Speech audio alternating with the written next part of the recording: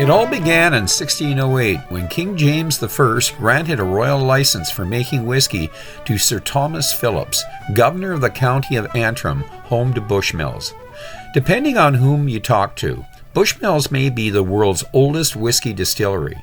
You could say they've been distilling whiskey for over 400 years. It was in 1784 that Hugh Anderson officially registered the Bushmills Company and pot still logo. In 1860, Belfast spirit merchants James Macallan and Patrick Corrigan purchased the distillery, but a fire in 1885 destroyed most of Bushmills' original buildings. The distillery was quickly rebuilt and went on to win the only gold medal awarded for whiskey at the 1889 Paris exhibition. As the distillery was still winning numerous medals, the company decided to launch their own steamship, the SS Bushmills, and introduce their whiskey around the world. Both the Irish and Scottish distilleries suffered dearly when losing their American market for the 14 years of Prohibition. It was a welcoming ending, but the economy still hadn't recovered from the Depression. During World War II, Bushmills' Belfast headquarters was destroyed in a German bombing raid. After the Second World War, the distillery was bought by the Scottish businessman and philanthropist Isaac Wolseley. In 1966, 3 of the 4 remaining Irish distilleries, Jameson's, Powers, and Cork Distillery, formed Irish Distillers Company. By 1972, Bushmills, the last independent Irish distillery, became part of Irish Distillers. In June 1988, Irish Distillers was purchased by Pernod Ricard. Their competitor Diageo purchased Bushmills in June 2005 for £200 million. In May 2008, the Bank of Ireland issued a series of sterling banknotes in Northern Ireland featuring an illustration of the old Bushmills distillery. The confusing ownership of Bushmills was not over yet. In November 2014, Diageo traded Bushmills to Proximo Spirits in exchange for 50% of Don Julio branded tequila. But the biggest changes for Bushmills were yet to come. In April 2023, Bushmills opened its second distillery, the Causeway Distillery, getting its name from the stunning basalt rock formations of the Giant's Causeway in close proximity to the old and the new distilleries. This £37 million state-of-the-art facility is part of their new American owner, Proximo's £60 million investment into Bushmills. It was not only important to enter the green technology age, but also to have a safe and healthy work environment for their employees. This was important in their design, and still keeping the quality and integrity of their whiskey, as well as more demands on their production.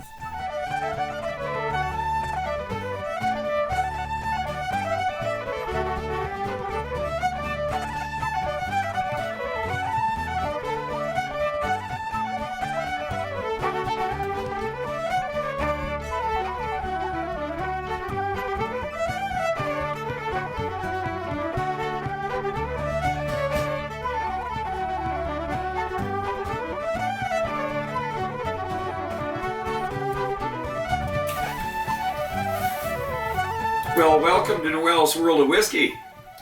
And what do we got here tonight? Well, we're going back to Ireland. And we're going to go back to Northern Ireland to Bushmills. Now, I have done a review on the Irish whiskies. I did the Irish whiskey boom. And I have done several of the distilleries in Ireland, including Bushmills. And what we're looking at here is a 12-year-old single malt. And of course, Bushmills is noted for their malted, they're using malted barley exclusively. They have always used malted barley. You're wondering, what's that extra glass? That is the 10-year-old. So I felt that after we finish, we get through the review here, what we'll do is we're actually going to compare the 10 with the 12. The 12 is a fairly new release. What is Bushmills' fame? It's an old distillery. In fact, they have 1608. It's on the top of the cork, and it's actually embossed in this new style bottle. And this is actually quite a heavy bottle. It's their newer design. There's quite a few new things going on with this old distillery. So there, we mentioned new things, of course. the Causeway Distillery. And there just isn't enough time in this review to talk about that 37 billion. Actually, 37 billion is modest compared to the 180 billion that Macallan invested in their distillery. But this distillery is impressive, and we're going to have to cover it at some point, because I was actually pretty reveled at the when I watched the documentary on it there.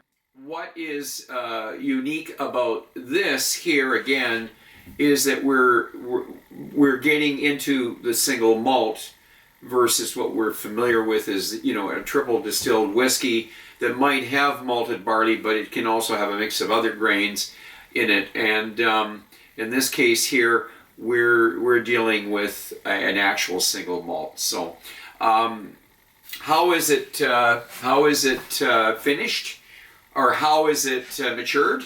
It is matured similar to the 10 in both a bourbon and also in Oloroso. So the 10, I believe, was just, the full length of time. In half it was in, I believe, Oloroso, and the other half was in bourbon, and they married the two casks together. In this case, what we're doing is we're doing 11 years in bourbon, and the other casks were 11 years in Oloroso.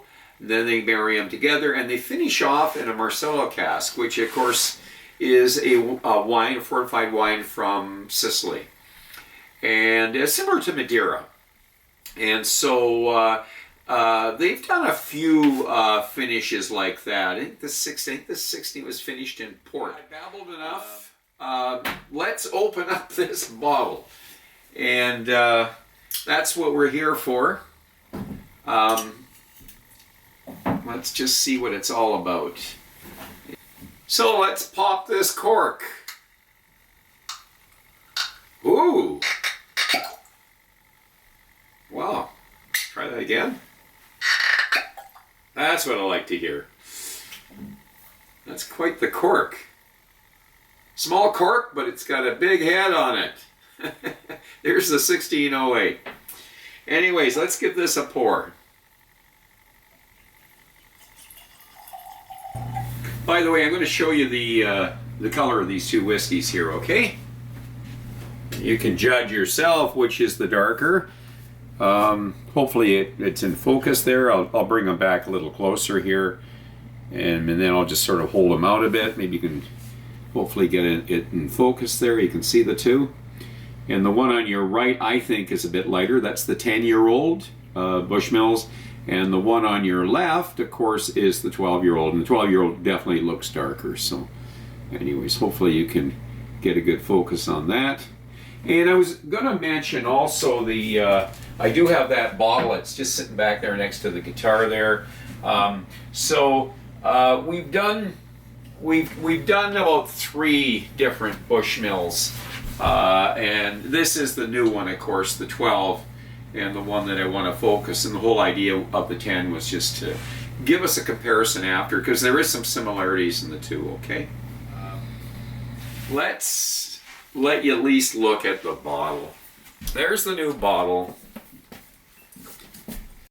The embossed pot still there is pretty impressive. And of course, the 1608, King James granting them the license, etc., etc. But it's a new look, and it's a heavy bottle.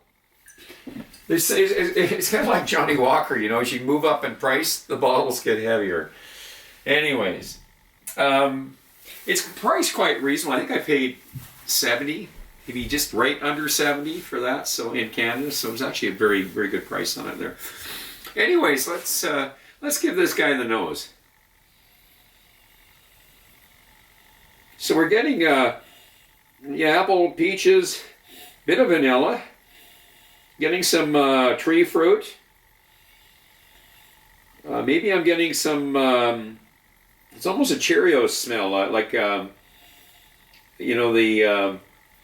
honey nut Cheerios. You ever stick your nose in the box there of honey nut Cheerios? A bit of granola there. Yeah, so a bit of nuttiness to it, but so we're getting a bit of the bit of grape smell to it, and a bit of spices now. We're getting some baking spices. It's actually a really nice nose.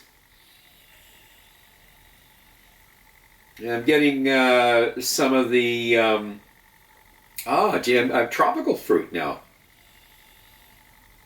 Yeah, like pineapple. And I am going to go for the palate. Slash.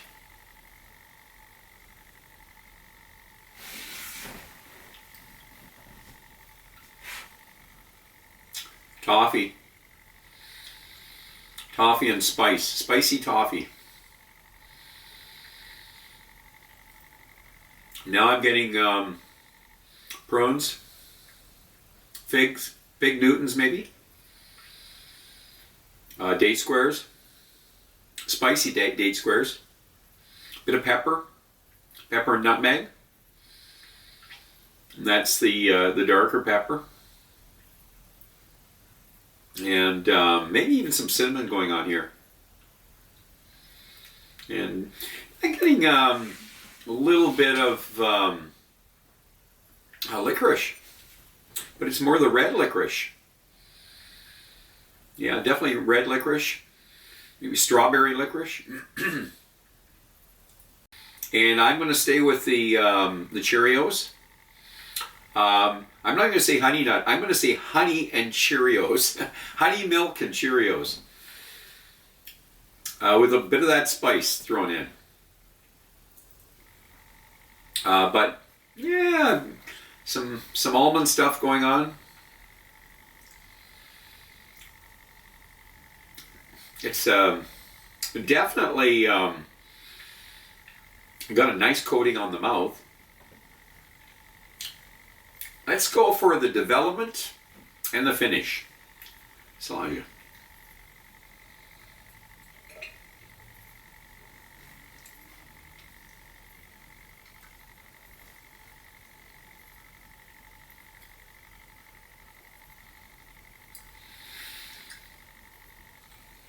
Boy, you really you really taste the Oloroso, and it might be overpowering, and I'm not getting as much of the Marcella cask. I think I'm getting more of the Oloroso because I have had Marcella finished before.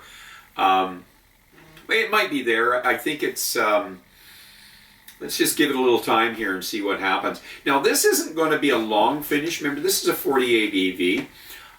It's a little on the short side, but it's certainly longer than, let's say, the Blackbush or the 10 that well, we're going to find out if it's longer than the 10, but I think we'll leave that one open. Let's not jump let's not jump conclusions here, but it is we'll say shorter side of medium. How's that sound?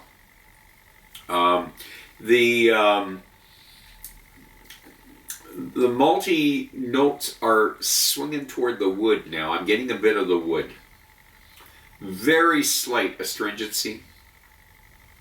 I'm going to stay with the strawberry licorice, but maybe we're now getting a wee bit of that black licorice. That could be charred barrels or whatever.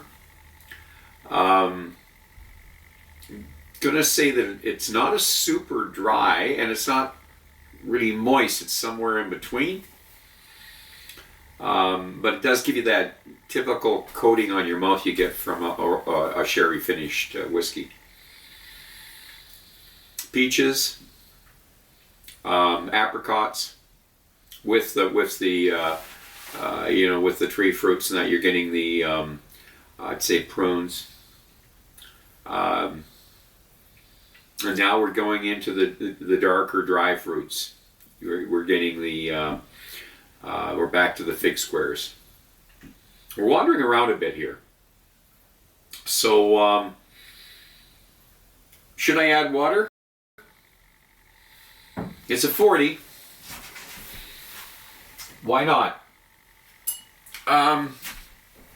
But before I add water, I think what I'm going to do is I'm going to go and I am going to give the 10 a try and just compare the two, okay?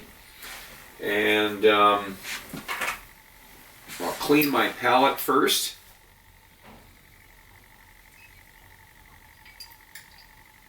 Not as organized tonight. Let's put that over there. Okay. We've done the 12, the 10. Oh, a lot more vanilla. Peaches, apples, pears, vanilla again. And sweet, fragrant, cologne. Okay, the palate of the 10.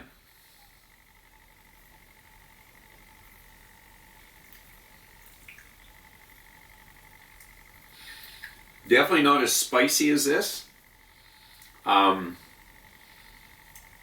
I'm getting a lot more, like I say, when I talk about the vanilla and I would say apple,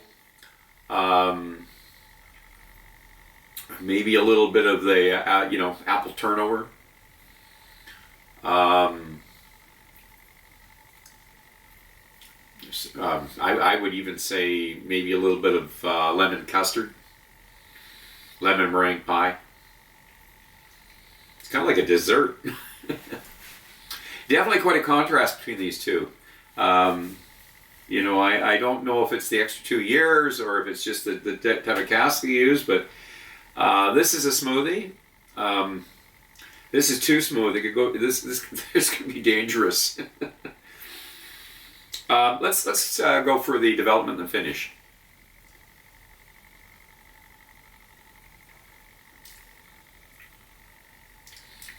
There's definitely not as much here as there is here. Again, it's a very this is traditional Irish whiskey, very smooth, almost like a Japanese whiskey, delicate. It's like a dessert, but it's not amped up like this. This is amplified. I'm not getting all those spicy notes. I'm not getting as much of the dark fruits that I got in the 12. The 10 is more of a bourbon-driven whiskey, even though I know there is the Oloroso mixed in with it. But the Oloroso casks are not as strong here as they are in the 12. No taste of oak here, as I was getting a little bit of the oak in here. The 10 is definitely, like for a newbie, this is a great whiskey, the 10, to start off with. If you're new into the scotches and the single malts and you want to wander over into Irish whiskey, I recommend the Bushmills 10. It's a very smooth, that or you'd like the Black Bush as well. But short finish. Definitely not as long as this, the 12. So, but still a really nice drink. Like I say, this could be dangerous. You left a bottle of this with a bunch of guys there. I could see it going pretty fast. So, anyways, that is the 10. As comparing it to the 12, and much lighter. Very no real sharp notes to it. More bourbon driven. This is more sherry driven. Much more spicy. So. We're now going to add water to this. And by the way, I would be reluctant to add water to that, but I think we'll get away with adding water to this. It does have a little more color to it. It's just a little heavier body, that's all. So I'm not condemning the 10. The 10's a great whiskey, but just a few drops there. It's, I think, a great starting whiskey. It'd be great whiskey for somebody that is exploring Irish whiskeys, and you're starting off. It's a great one to start on. Is the Bushmills 10. It's a very well made whiskey. It's tasty. it just isn't what this is. It doesn't have the body of this. It doesn't have the layers of this. It's not as spicy as this. It doesn't coat your mouth like the 12. Okay? So anyways, with water, give it the old swirl.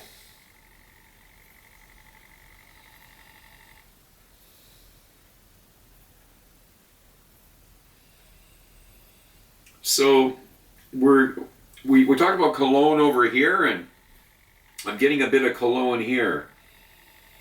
Well, but I am getting the I am now getting the it's like blossoms, cherry blossoms. You get in the spring, and I am getting the tropical stuff again. And we are getting the pears and the apricots. Very fragrant. The water really brought out the, a lot of the flower garden. Lavender. You can get a little bit of cinnamon, ginger in the background there. Anyways, with water, the palette. This is the 12.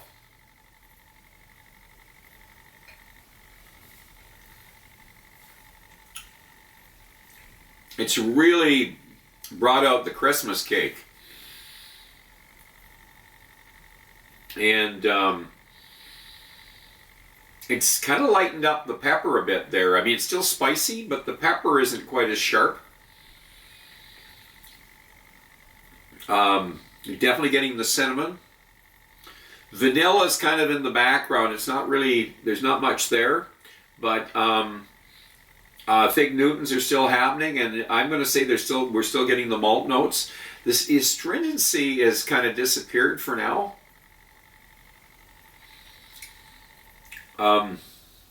Sweet, much sweeter now. I'm going to top that one off.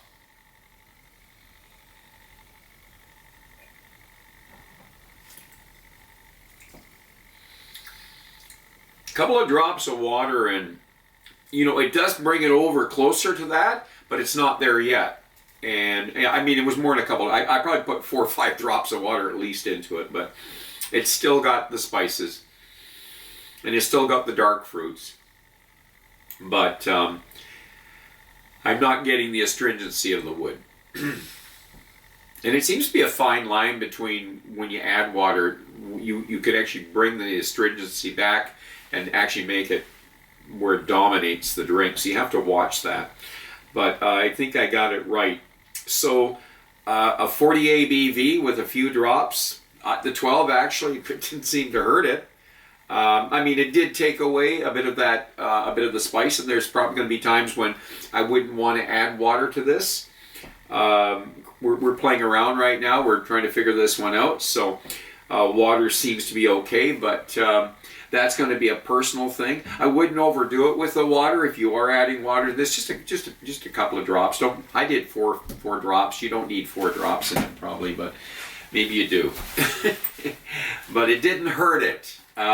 Overall, it's for the price. This is a no-brainer for the price. We're going to hear this from every reviewer. Why don't they make it 46 ABV, or bring it up at least a 43 ABV. We're going to hear that from every reviewer. We're going to hear that as the #1 complaint.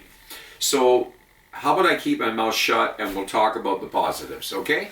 For a 40 ABV, it's a pretty good whiskey. For the price, it's a pretty good whiskey. I think deserves a pretty good score for the price and what you're getting.